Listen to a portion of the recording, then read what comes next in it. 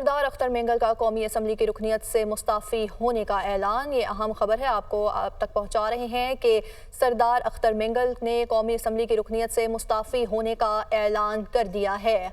आपको अहम खबर से आगाह कर रहे हैं कि सरदार अख्तर मेंगल की जानिब से कौमी असम्बली की रुकनीत से मुतालिक इस्तीफ़ा उनकी जानिब से ऐलान कर दिया गया है। और आपको इस हवाले से अपडेट करें हैं नाजरीन के सरदार अख्तर मेंगल की जानिब से कौमी असम्बली की रुकनीत से मुस्ताफ़ी होने का ऐलान कर दिया गया है। यह अहम मामला है और इस हवाले से मजीद आगाह करेंगे ज़ीशान यूसुफजई हमारे साथ मौजूद है। जी ज़ीशान, आगाह कीजिएगा, ये क्या मामला है? देखिए, आज सरदार अख्तर मेंगल ने कौमी असम्बली से इस्तीफे का ऐलान कर दिया और उनका कहना था कि मुझे अब किसी इदारे पर यकीन नहीं रहा। आज मैं असम्बली से इस्तीफे का ऐलान करता हूँ। मैंने किसी को ये नहीं कहा, ये असम्बली मेरे बच्चों की आवाज़ नहीं सुन रहा, तो मैं इस असम्बली में क्या करूँ। मैं अपने लोगों से माफ़ी मांग रहा हूँ। और अख्तर मेंगल जो है आज कौमी असम्बली के इजलास में शरीक हुए थे और आज एक अनप्रेसिडेंटेड सा ये वाक़या हुआ तो उन्होंने इस्तीफे का ऐलान कर दिया और काफ़ी जो है वो गिलामंद नज़र आए कि मैं इस्तीफे का ऐलान इसलिए कर रहा हूँ कि मेरे बच्चों की आवाज़ यहाँ सुनी जा रही, तो इस असम्बली में मैं क्या करूँगा, इसलिए मैं इस्तीफे का ऐलान कर रहा हूँ। जी जी ज़ीशान, बताइएगा कि मुस्ताफ़ी होने के बाद उन्होंने मीडिया से गुफ्तगू की है, तो गुफ्तगू के दौरान उन्होंने क्या क्या अहम वाक़यात जो है उन्होंने जिक्र किया है कि किस वजह से वो मुस्ताफ़ी हो रहे हैं? देखिए, ये अख्तर मेंगल साहब ने जो इस्तीफा दिया है और जो जिक्र किया है उसमें यही चीजें हैं कि वो बलूचिस्तान के मुतल्लिक जो उनके शिकायत थे उसका इजाला नहीं हो पा रहा और इसी को बुनियाद बना के ही उन्होंने जो है ये अपने इस्तीफे का ऐलान कर दिया कि यहाँ पर जो है हमारे मसाइल हल नहीं किए जा रहे और हमारी जो आवाज़ है ये नहीं सुनी जा रही। इसके साथ साथ आज बलूचिस्तान में जो रिसेंट वाक़यात पेश आए हैं तो उसका जिक्र आज असम्बली में किया गया। जो साबिक स्पीकर है कौमी असम्बली के सर की जानिब से, लेकिन जो अख्तर मेंगल साहब है उन्होंने जब अपने इस्तीफे का ऐलान कर लिया और यही बताया कि बलूचिस्तान की आवाज़ और मेरे बच्चों की आवाज़ यहाँ पर नहीं सुनी जा रही है।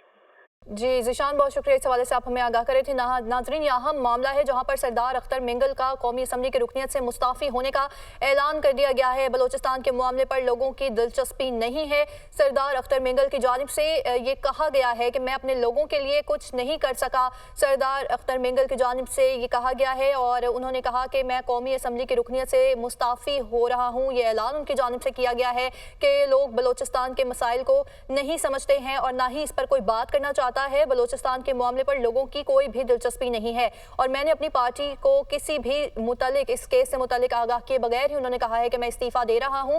ये सरदार अख्तर मेंगल की जानिब से कहा गया है। उन्होंने कौमी असम्बली की रुकनीत से मुस्ताफ़ी होने का ऐलान कर दिया है और ऐलान उन्होंने ये भी कहा है कि बलूचिस्तान के मामले पर लोगों की कोई दिलचस्पी नहीं है, ना ही इस पर कोई बात करना चाहता है और ना ही इसको कोई सुनता है। मैं अपने लोगों के लिए कुछ नहीं कर सका, उनके जानिब से ये कहा गया है। ज़ीशान हमारे साथ फिर से ज़ीशान ने हमें ज्वाइन किया है, मज़ीद इनसे जानते हैं। ज़ीशान, बताइएगा मज़ीद उनकी जानिब से क्या कहा गया है, किन किन वजूहात के बिना पर उन्होंने मुस्ताफ़ी होने का ऐलान किया है? ये एक इंतहाई अहम डेवलपमेंट है कि कौमी असम्बली के एक रुकन ने जो है वो इस्तीफे का ऐलान किया और सरदार अख्तर मेंगल कोई आम रुकन नहीं है। अभी भी जब बलूचिस्तान में एक कमेटी का इजलास हुआ था तो उसमें भी सरदार अख्तर जान मेंगल को हुकूमत की जानिब से बुलाया गया था, जिसमें वज़ीर आला बलूचिस्तान और दीगर जो आला हुक्काम है वो शरीक थे। उसमें वजीर दाखिला भी थे, लेकिन उसमें भी उन्होंने शिरकत नहीं की थी और वो काफ़ी जो है नाला नजर आ रहे थे हुकूमत से। कुछ दिनों पहले की बात है।